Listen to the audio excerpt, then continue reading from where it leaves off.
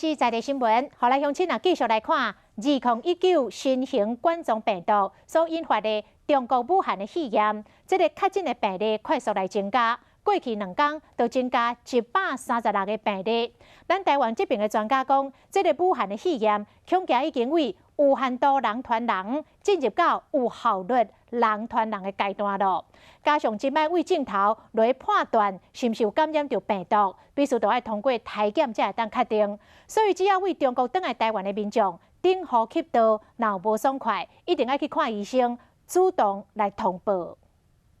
武汉肺炎的疫情是愈来愈严重，中国敢若18、19、2天就发生136例新增加个案，搁加死1个人。最近有针对这些发烧、不明原肺炎的病人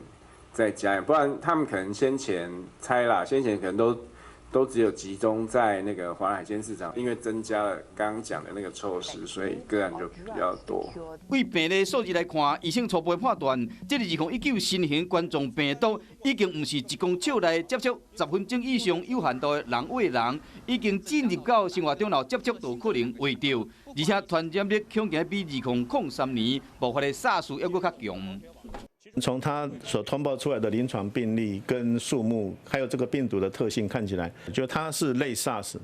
不过它的致死率可能比 SARS 低一点点，可是它传染性比 SARS 高一点点，这是目前可能的一个现况。因为过年到啊，有真侪台商会转来国内变成防疫考验，疾管署嘛甲交通部合作，随时调关边境防疫措施，加强飞机顶面的检疫。伫各国的机场、港口，透过多元管道专门进行卫教的宣导，并且以多媒体、电子看板、招牌灯、网络，也是大文宣等等方式宣导防疫消息。嘛提醒乡亲，若是讲有发烧、咳嗽等等症头，以及上呼吸道的问题，就要赶紧去找医生，并且主动说明理由书。